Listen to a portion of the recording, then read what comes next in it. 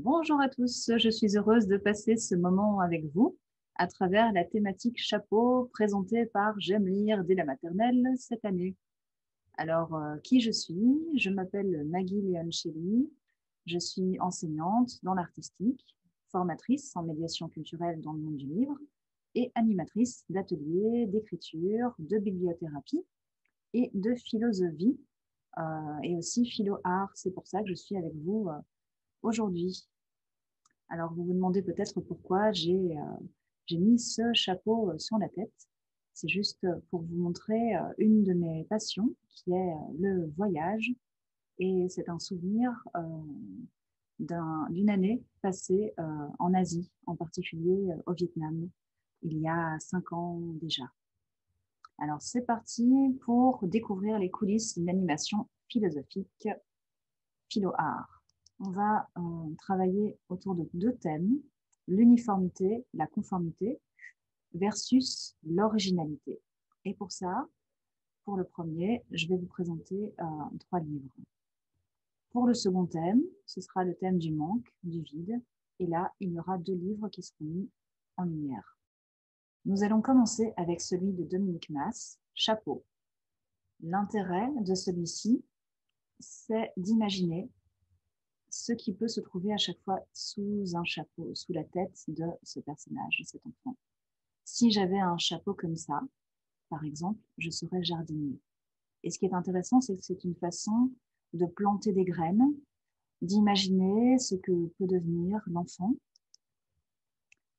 En particulier, avec un chapeau en papier, on peut imaginer tout ce qu'on veut en dessous, à l'image des professions qui sont présentées dans le livre. Donc, on peut être aussi bien pompier, pirate que astronaute ou ce genre de choses. On a la chance dans l'enfance de pouvoir tout imaginer, on peut se projeter. Donc, l'une des activités, ça pourrait être quand je serai grand, et les enfants vont imaginer à partir d'un chapeau qu'ils peuvent dessiner ce qui pourrait représenter le métier de leur rêve. Ensuite, à travers ce livre Ringard d'Émilie Gravette, on peut voir que notre héros a reçu en cadeau un petit bonnet péruvien qu'il trouve au départ tout à fait charmant. Malheureusement, ce n'est pas l'avis de ses amis qui le traitent de ringard.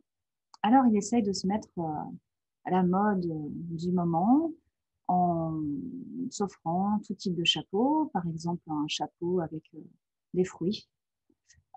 Très vite, il va être moqué. De nouveau, il va en mettre un autre, donc celui qui a été porté juste avant, comme vous le voyez, mais il va quand même être traité de ringard. Il va passer comme ça par des tas de chapeaux, des tas de possibilités. Et les questions que l'on peut poser aux enfants, les questions philosophiques, pourraient être de cet ordre aussi. D'abord, simple observation. Que voyez-vous sur ces images? Pourquoi est-ce qu'il rit, tous ces personnages? Pensez-vous que ce soit drôle, en particulier pour Arbeth, notre héros? Est-ce qu'il rit lui aussi? À la place de qui est-ce que vous aimeriez être? Est-ce qu'on s'est déjà moqué de vous? Est-ce que vous vous êtes déjà moqué de quelqu'un? Et surtout, que feriez-vous si quelqu'un se moquait de vous? Ce qui veut dire que c'est un dévoilement progressif. Il faut donc s'arrêter à ce stade-ci de l'histoire. Autre chose, bien sûr, dans la philosophie, il y a plusieurs thèmes qui peuvent être abordés. Et donc, celui de l'amitié peut l'être aussi, en se demandant, mais finalement, qu'est-ce qui fait qu'on est amis? Qu'est-ce qu'on partage? Quelles sont les valeurs, les manières de se comporter qui font un ami? Donc, on voit ici que notre héros, Arbeth, en a assez. Il a quasiment tout essayé. Il voit bien que ça n'a pas du tout marché.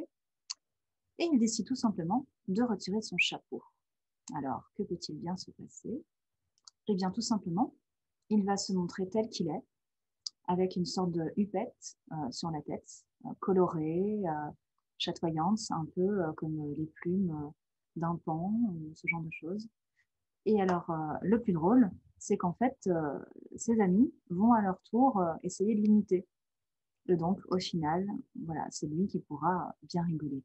Donc, on peut aussi, à travers la fin de l'histoire, évoquer bien sûr le thème dont je parlais, c'est-à-dire uniformité, conformité, originalité, et le fait d'être accepté tel qu'on est au sein d'un groupe, au sein d'une collectivité.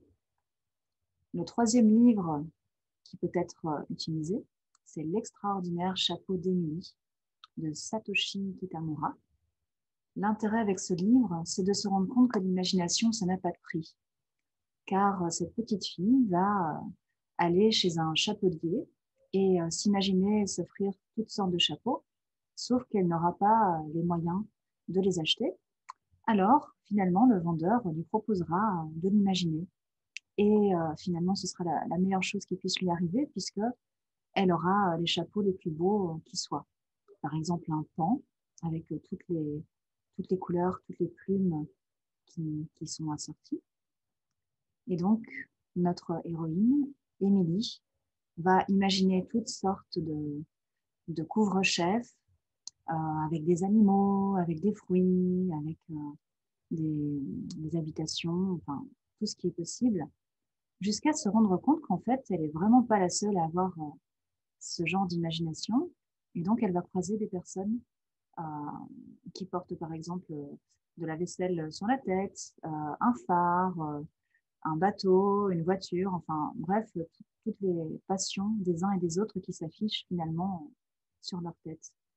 Et donc, on peut travailler autour de la taille, de la forme et des couleurs qui peuvent être multiples et imaginer que les enfants créent un chapeau de toutes pièces qui leur ressemble à travers ces trois critères.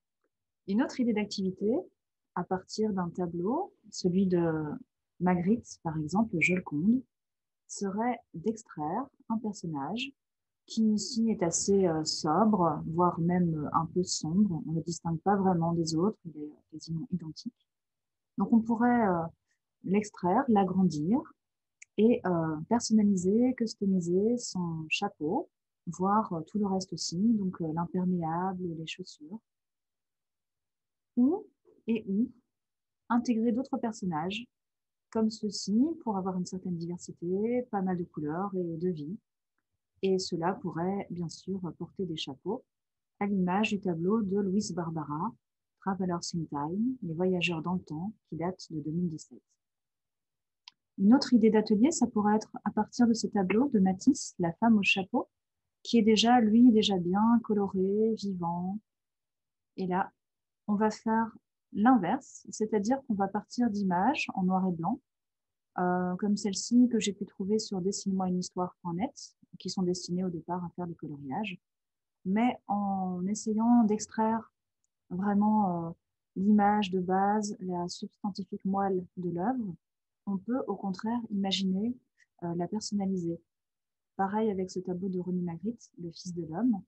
Donc moi, par exemple, avec mon chapeau, je ne sais pas si vous le voyez, je me suis amusée à mettre un cheval qui se cadre par-dessus, ce qui peut représenter aussi une part de ma personnalité. Vous pouvez voir ici trois possibilités à partir de ces dessins en noir et blanc. La première, ce serait tout simplement de la mettre en couleur avec des pastels, des feutres, la peinture, différents types. La deuxième, ce serait d'intégrer des mots tout autour du visage et puis à l'intérieur des tas de motifs. Et la troisième, ce serait d'avoir un mélange entre à l'extérieur, par exemple, des spirales un peu à la Klimt et à l'intérieur d'autres petites formes géométriques, petits dessins, petites formes, comme ici des écailles, des petites croix ou toutes sortes de choses qui peuvent être intégrées. Une dernière possibilité, ce serait d'intégrer des matières, avoir du volume aussi sur les chapeaux, à l'image d'Edgar Artis, par exemple, qui utilise des plumes ou encore les chutes de taille crayon. Alors maintenant, à partir du thème du manque et ou du vide, nous pouvons partir de ce livre « Je veux mon chapeau » de John Classen. Alors le personnage qui est en quête a un manque dès le départ, il veut retrouver son chapeau et donc il va poser la question « As-tu vu mon chapeau ?» à chaque personnage qu'il rencontrera, jusqu'à ce qu'il croise un lapin à qui il va poser la même question mais qui n'aura pas la même façon de répondre. Donc celui-ci lui dira je ne l'ai absolument pas vu, arrête avec tes questions, pourquoi tu m'ennuies? Et au final, il va dissimuler ce qu'il sait parce qu'il n'a pas envie de l'avouer. Alors, on peut partir de phrases qui sont dans l'album, comme il me manque tellement, où les mots sont vraiment concrets. Il me pose des questions aussi telles que et si je ne le revoyais jamais? Et si personne ne le retrouvait? Donc là, vous pouvez voir d'autres thèmes, d'autres sous-thèmes qui aussi apparaissent. Dans le manque, il peut y avoir la peur de ne pas revoir quelqu'un. Ça peut être le thème du deuil aussi. Et donc, vous pouvez partir de là pour aborder un autre album. Ou encore avec le lapin, quand il dit « je ne vois pas de quoi tu parles, arrête avec tes questions », le thème du mensonge ou de la dissimulation peut être abordé aussi. Le deuxième album, Pendant qu'il dort, d'Ayano Imai. Ici, c'est l'histoire d'un ours qui vit plutôt bien, sans trop en faire. Il est solitaire, mais sa vie lui semble idéale.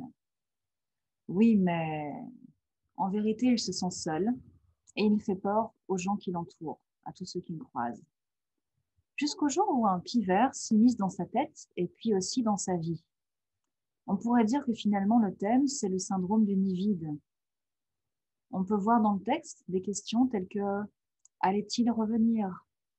Allait-il se retrouver seul à nouveau ?»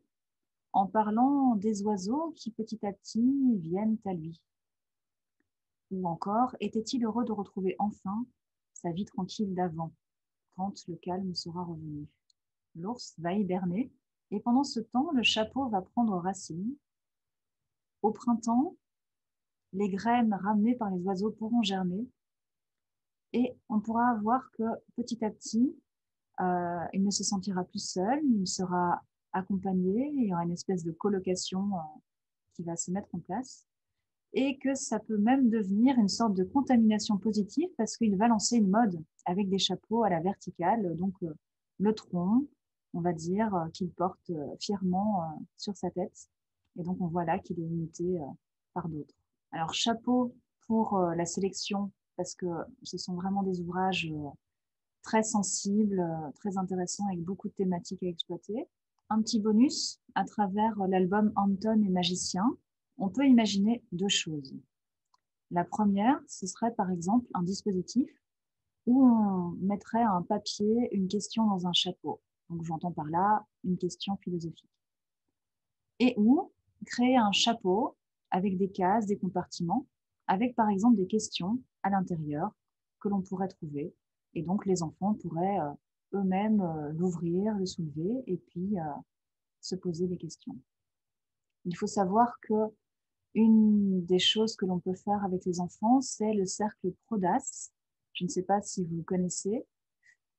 C'est une méthode qui permet un développement affectif et social et qui propose des activités pour être à l'écoute de soi et de l'autre. Donc toujours un temps d'intégration où on va essayer de voir comment l'histoire résonne en nous. On peut partir de n'importe quelle œuvre d'art, mais ça peut être ici les ouvrages, les albums jeunesse en particulier. Et puis, on va demander aux autres quel est leur avis, et puis voir s'il y a des choses qui ont été retenues. Donc, par exemple, en un mot, qu'a dit tel enfant? En un mot, qu'a dit tel autre, etc. Trouver plein de petites techniques comme ça pour faire en sorte de susciter l'attention et en même temps de s'intéresser vraiment à ce que dit chacun. Un autre thème qui peut être abordé à travers le cercle PRODAS ou en général, c'est le thème des émotions. Et une manière de les représenter, ça peut être, par exemple, des chapeaux de différentes couleurs. Si vous connaissez l'album jeunesse aussi, La couleur des émotions, d'Anna Lienas, on peut voir que certaines couleurs sont attribuées aux émotions. On pourrait dire, par exemple, que le rouge, c'est assez facile, ça pourrait être la colère, etc. Vert de peur, enfin voilà, à vous de décider, mais on peut partir des expressions qui existent déjà en français pour que ce soit encore plus facile et faire un petit encart en plus pour en parler avec les enfants.